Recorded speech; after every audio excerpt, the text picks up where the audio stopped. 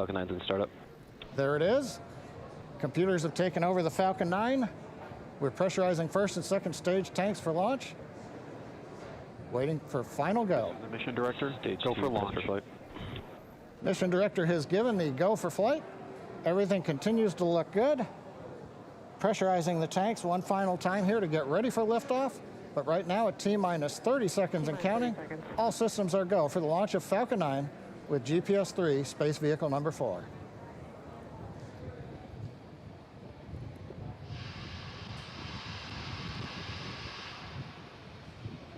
T-minus 15 seconds. Falcon 9's configured for flight.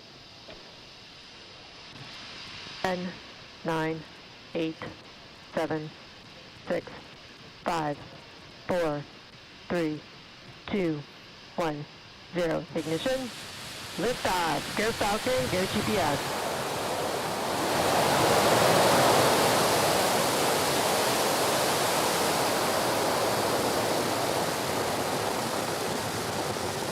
Vehicle is pitching downrange. Stage 1 propulsion is nominal.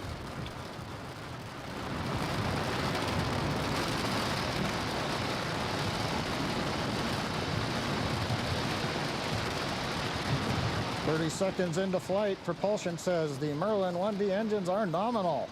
We're on trajectory and preparing to throttle down in preparation for maximum dynamic pressure."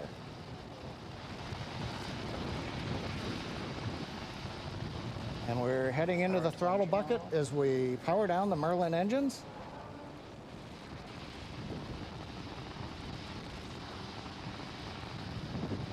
And throttling back up now. And when the engine's back up at full power, Supersonic. and we have gone past Mach 1.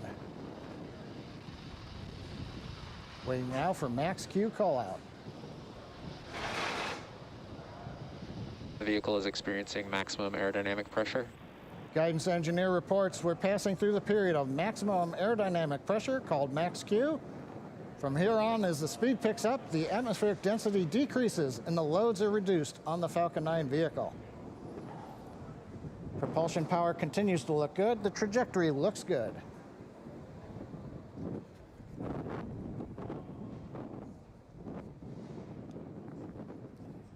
MVAC engine chill started. The engine chill in call out on the MVAC second stage engine indicates we've begun chilling that turbopump like we did with the first stage engines, getting ready for ignition of the upper stage engine. Now coming up in just over 30 seconds, the usual 3-sequence event that'll happen in rapid succession. Main engine cutoff will shut down the 9 Merlin 1D engines you can see glowing there in the night sky. Stage separation, and then we'll get startup of the second stage engine.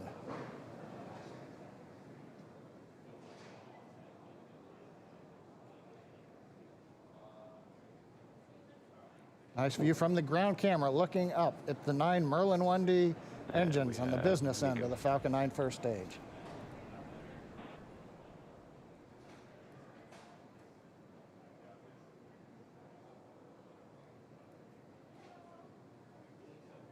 Stage separation confirmed.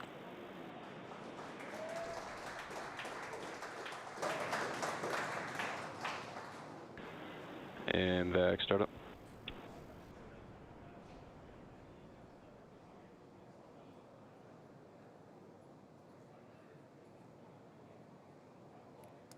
So we've had a good separation. MVAC up on power. On the left screen, the first stage continuing to coast downrange as it begins to deploy those large titanium grid fins. Trajectory continues to look right down the middle. Both stages are following nominal trajectories. Guidance confirms we're on nominal trajectory with both stages. Acquisition of signal, Maryland. Maryland reports they've got signal from the second stage. Next event coming up is payload fairing separation. Fairing separation confirmed. A nice view from the camera looking forward. The GPS-3 satellite with the 2 payload fairing halves separating. Everything continuing to go well on this mission. 3 minutes and 42 seconds into flight. First stage continuing to coast to apogee, headed downrange. Second stage engine at full power. Everything's looking good with the MVAC engine. Right now, trajectory heading us to where the Bermuda ground station can hear us. We've heard the call out, acquisition of signal. Bermuda now getting the telemetry from the Falcon 9 second stage. So 4 minutes, 8 seconds into flight, everything going well on the flight of Falcon 9 with GPS 3. Both stages continue to follow nominal trajectories. And at T plus 4 minutes and 20 seconds, we're currently in the first of 2 planned MVAC burns. And we just passed T plus 4 minutes and 23 seconds, and that's actually when the first stage reaches apogee of 120 kilometers, almost 400,000 feet. At stage separation, the first stage velocity is about 2,200 meters per second, or 5,000 miles per hour. So right after stage separation, the first stage, still moving at such a high velocity, continues to raise its altitude as it coasts for a couple of minutes. Basically, the first stage almost doubles its altitude from stage separation, which occurred at about 69 kilometers or 226,000 feet, to when it reaches apogee, and then it starts its return back to Earth. And again, apogee is the highest point, or the furthest that it is away from Earth in the trajectory of the first stage. Now, the next major milestone that you'll be able to see on your screen is the first stage's entry burn. For the entry burn, we relight the center E9 engine, and then partway through, we relight the E1 and E5 engines, so that we have a total of 3 M1D engines, helping to slow the vehicle down as it passes back into the Earth's atmosphere. We're just about 40 seconds away from that entry burn beginning. Today's entry burn should last about 27 seconds long. Both stages continue to follow nominal trajectories. And you heard that call out that both stages are looking good. T plus 6 minutes. We're about 20 seconds away from that entry burn on first stage. And it is nighttime over there on the East Coast, so hard to see that first stage on the left-hand screen, but once entry burn begins, it should light up that screen. We should be able to see first stage pretty well.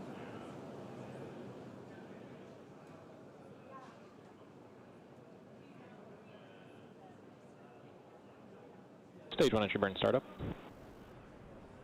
And there's that entry burn starting up. Stage FTS is saved. Stage 1.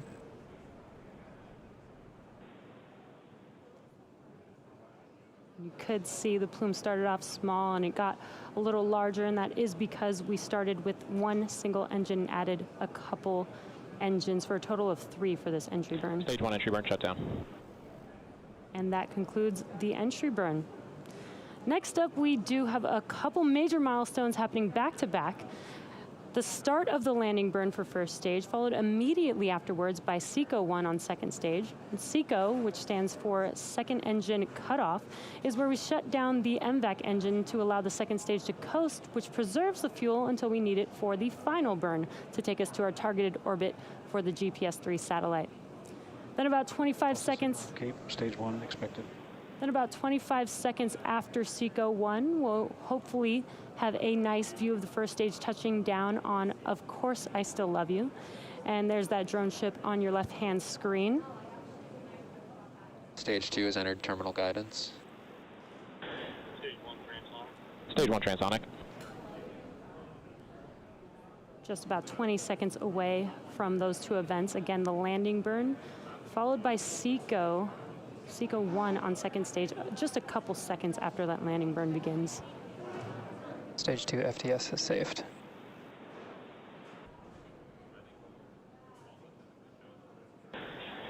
Stage 1 landing burn.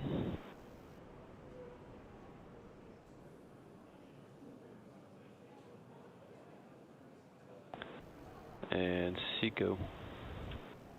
And there we've had SECO waiting for confirmation of good orbit as first stage returns to Earth.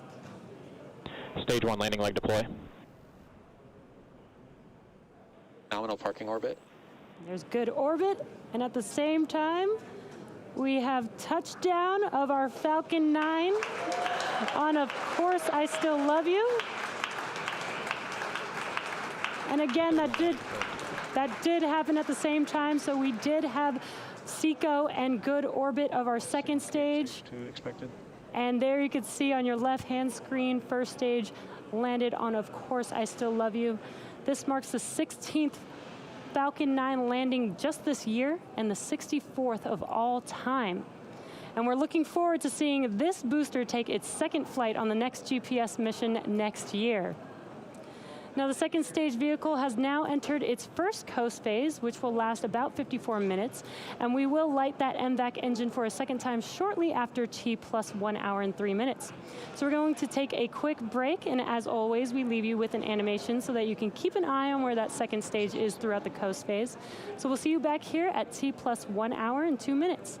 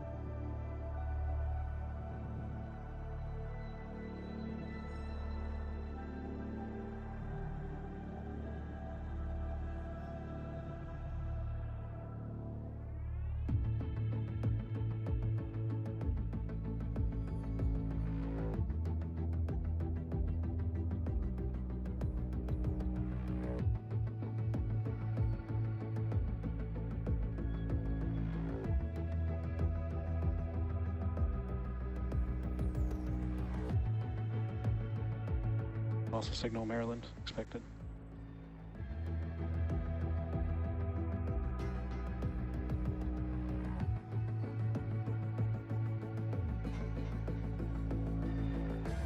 Also signal Bermuda expected.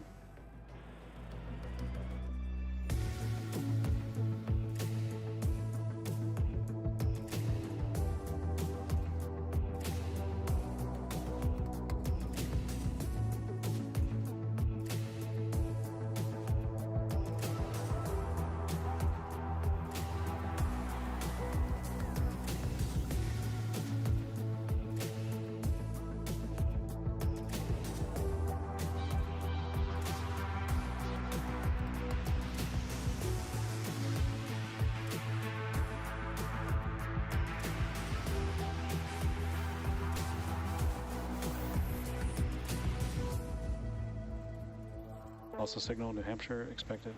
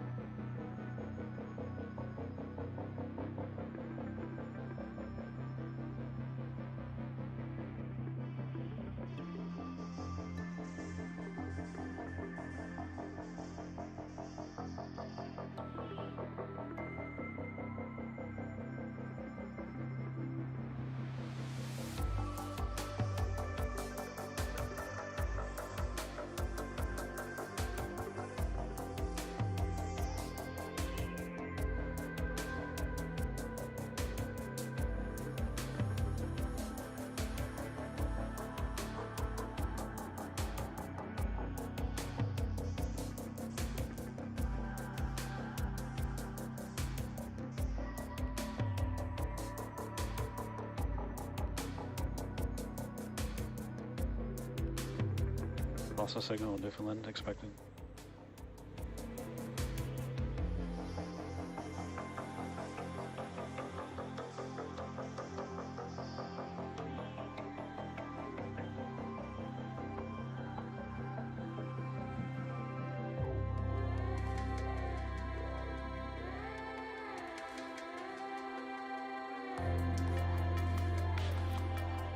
Acquisition of signal, Goon Hilly.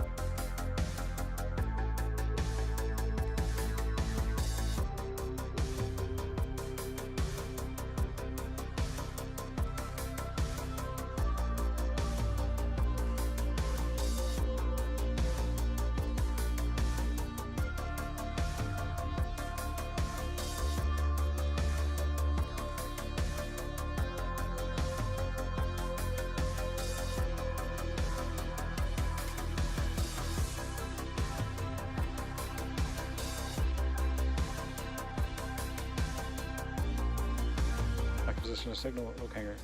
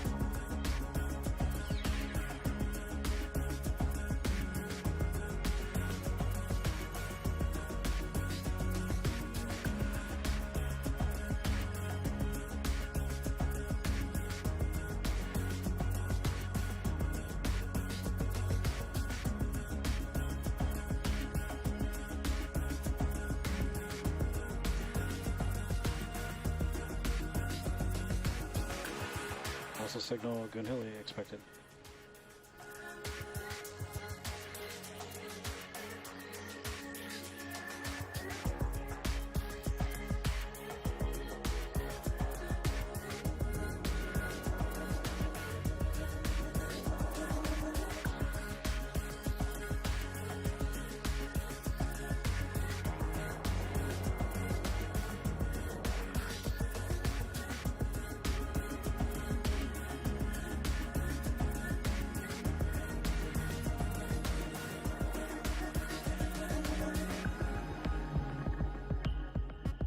Also signal okay expected.